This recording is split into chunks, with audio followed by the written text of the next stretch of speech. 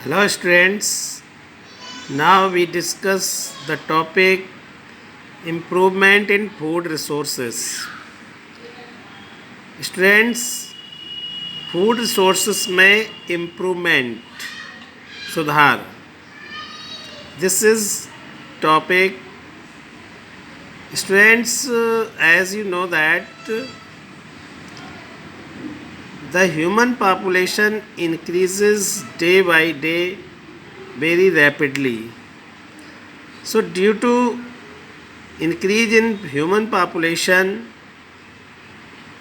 the scarcity of food occur in our surrounding.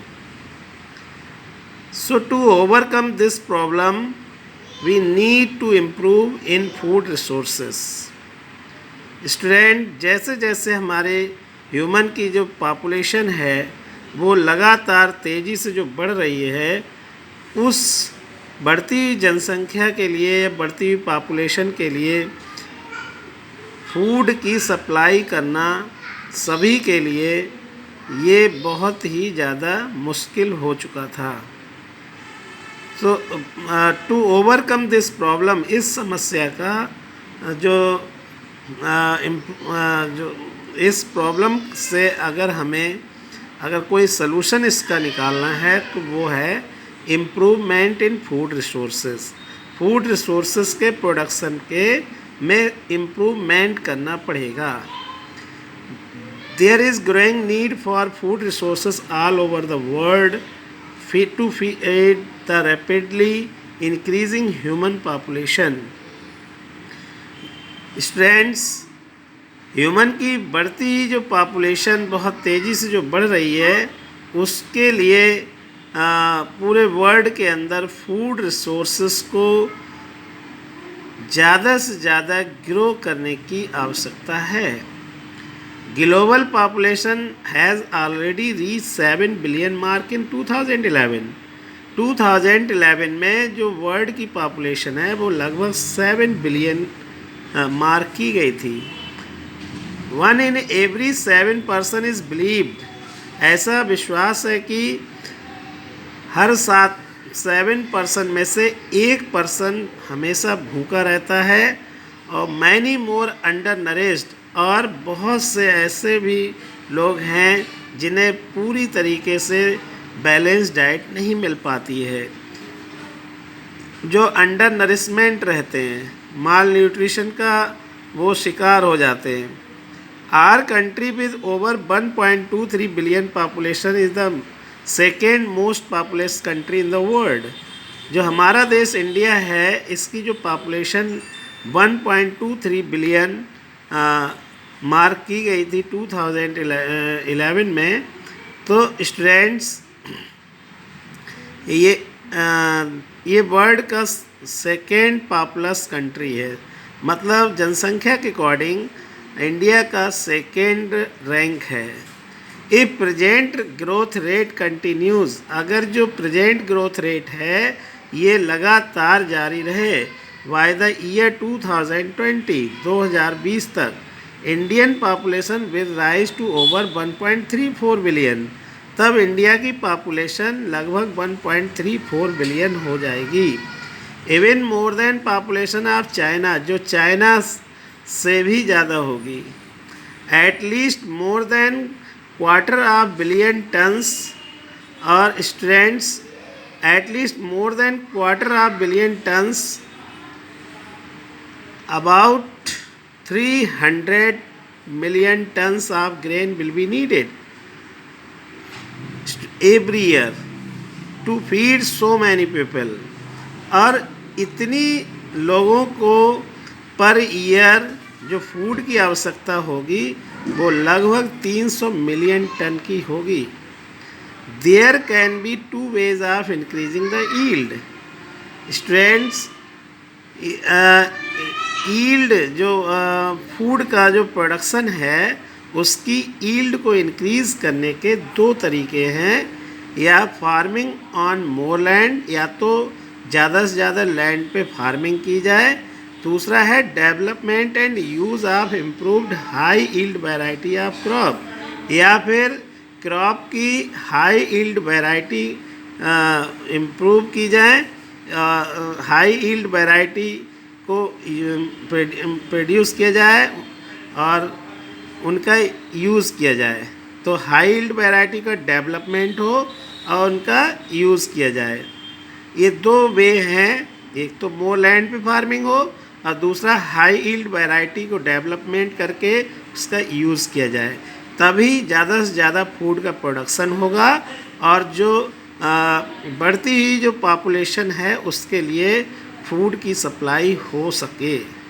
Student, farming on more land is not possible. और ज़्यादा land पे farming करना possible नहीं है, because our land is already intensely cultivated, क्योंकि हमारे जो ज़मीन है, लैंड है, इस पे हम ऑलरेडी कल्टीवेशन या एग्रीकल्चर की जा रही है। Therefore the only farming on therefore the only choice left is use of high yield variety. लेकिन अब केवल एक ही चॉइस बची है, वो है हाई यील्ड वैरायटी की क्रॉप का यूज़ किया जाए, जिससे ज़्यादा से ज़्यादा यील्ड क्रॉप्स की हो और फूड की ज़्यादा से ज़्यादा सप्लाई हो सके। Due to sincere effort of our agriculture scientist, और जो हमारे एग्रीकल्चर साइंटिस्ट हैं, इनके एफर्ट से our country has witnessed a 4 time increase in the production of food grain. हमारे कंट्री ने जो हमारे एग्रीकल्चरल साइंटिस्ट हैं, इनकी हेल्प से हमारी कंट्री ने पहले से 4 टाइम ज़्यादा फूड ग्रेन्स का प्रोडक्शन किया है फ्रॉम 1960 टू 2004। 1960 से 2004 तक इंडिया ने पहले से 4 टाइम्स ज़्यादा ग्रेन का प्रोडक्शन किया है, with only 25% increase in the cultivable land area. अब उसमें केवल 25% लैंड जो थी उसको इंक्रीज़ किया गया है, जिसे पहले फॉरेस्ट थे तो उनको रिमूव करने के बाद वहाँ पर क्रॉप्स ग्रो की गई और 25% लैंड जो कल्टीवेटेड लैंड एरिया को इंक्रीज़ किया गया, जिससे और बेटर क्वालिटी वाले सीड यूज़ किए गए। तो इस तरीके से 4 टाइम फूड का प्रोडक्शन इंक्रीज़ किया गया। स्टूडेंट,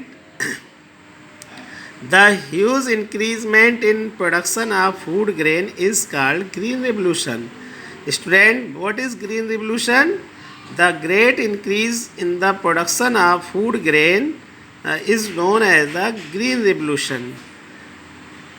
स्टूडेंट, जो हमारे इंडिया के अंदर ग्रेन्स का बहुत ज़्यादा प्रोडक्शन में इंक्रीजमेंट हुआ, इसी को ग्रीन रेवोल्यूशन कहा जाता है।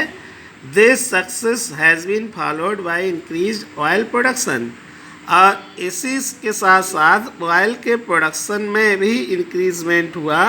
This is called yellow revolution. And increased in student fish production, fish के प्रोडक्शन में भी इंक्रीजमेंट हुआ।